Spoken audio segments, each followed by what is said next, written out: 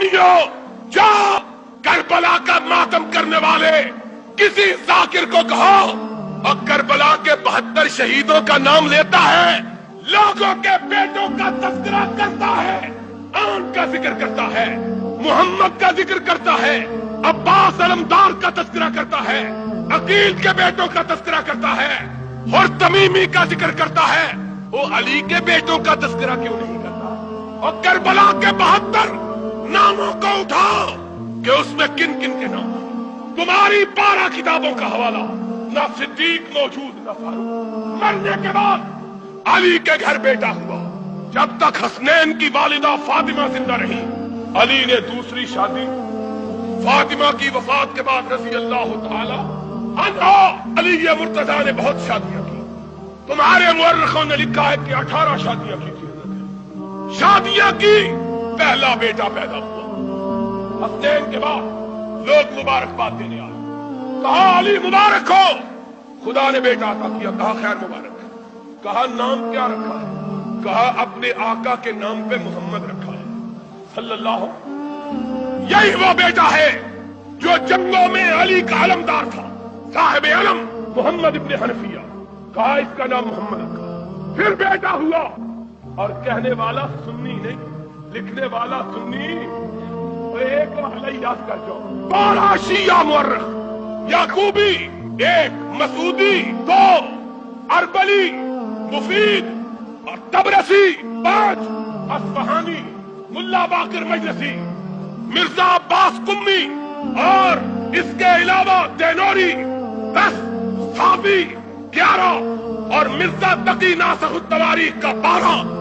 ان 12 کو اٹھاؤ، یا اپنے منہ پہ چپت مارو یا اپنا عقیدہ تبدیل کر لو، حوالہ غلط ثابت کر دو۔ کعبے کے رب کی قسم ہے، ساجد میر میرا نمائندہ یہاں موجود ہے، اگر کوئی ماہ کا لال حوالہ غلط ثابت کرے 1 لاکھ روپیہ اس کو نقد انعام دینے کے لیے تیار ہوں۔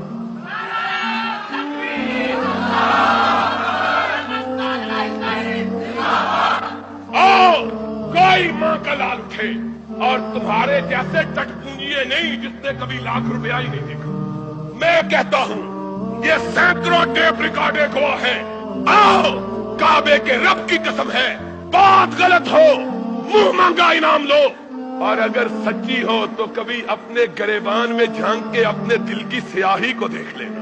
دیکھو تو صحیح، دوسرا بیٹا ہوا، لوگ مبارکباد دینے آئے، علی مبارک ہو، رب نے بیٹا عطا کیا، کہا خیر مبارک۔ کہا بیٹے کا نام کیا رکھا ہے؟ کہا محمد کے نام کے بعد ابو بکر کے سوا کوئی نام جچتا ہی نہیں ہے، کوئی دوسرا نام۔ پھر تیسرا بیٹا ہوا، اس کا نام عمر رکھا، پھر چوتھا ہوا، اس کا نام عثمان رکھا، پھر 5واں ہوا، اس کا نام اپنے چچا کے نام پہ عباس رکھا۔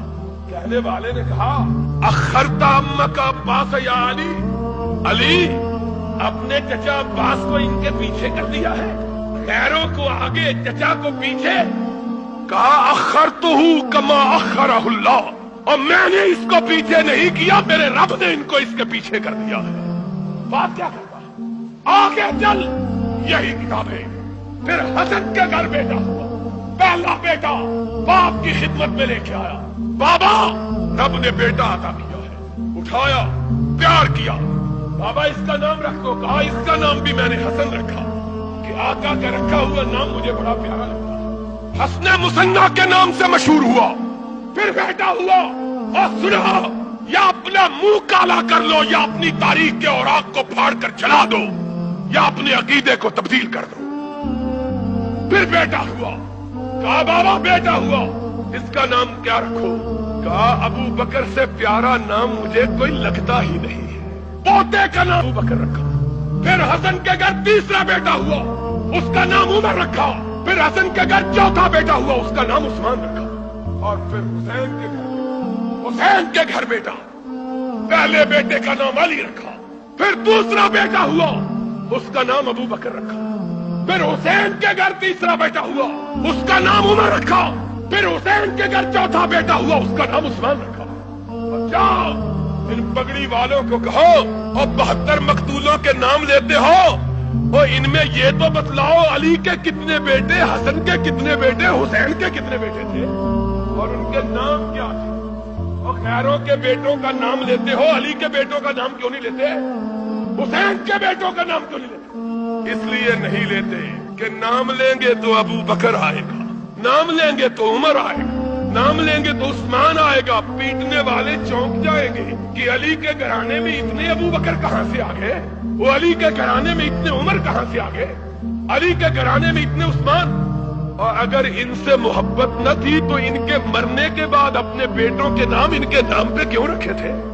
بولو، کیا کبھی کسی نے دشمنوں کے نام پہ بھی اپنے بیٹوں کا نام رکھا ہے؟ اور نام نہ رکھے بلکہ اپنی بیٹی بھی عمر کو عطا کر دی۔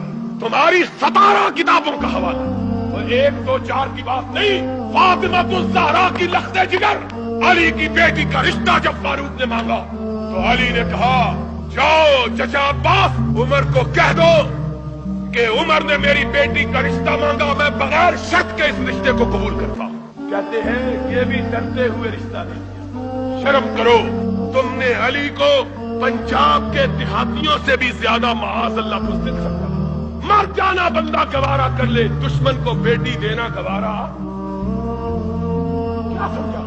اصل میں یہ سازش صرف نبی کے صحابہ کے خلاف سازش نہیں بلکہ نبی کے گھرانے کے خلاف بھی سازش ہے۔ اہل بیت کا نام لے کر صرف محمد کے صحابہ پر تان نہیں توڑا جاتا بلکہ محمد کے صحابہ کا نام لیا جاتا ہے، حقیقت میں اسلام کی ساری برگزیدہ ہستیوں کو قابل تان کر رکھا جاتا ہے۔ اس سے اور کیا مقصد ہے کہ معاذ اللہ علی کو اتنا بے ہمت ثابت کیا جائے کہ کوئی لڑکی لے لے تب بھی کوئی بات نہیں، خلافت لے لے تب بھی کوئی بات نہیں، اور ان کے مرنے کے بعد بھی ڈرتا ہے، اپنے بیٹوں کے نام بھی ان کے نام پہ رکھتے۔ معلوم ہوتا ہے کہ تم جھوٹ بولتے ہو، علی سچا تھا، تم بزدل ہو، علی بہادر تھا۔ علی نے اس کی خلافت کو حق سمجھا جس کو محمد نے خلیفہ بنایا تھا صلی اللہ علیہ وسلم۔ بات کیا تھی؟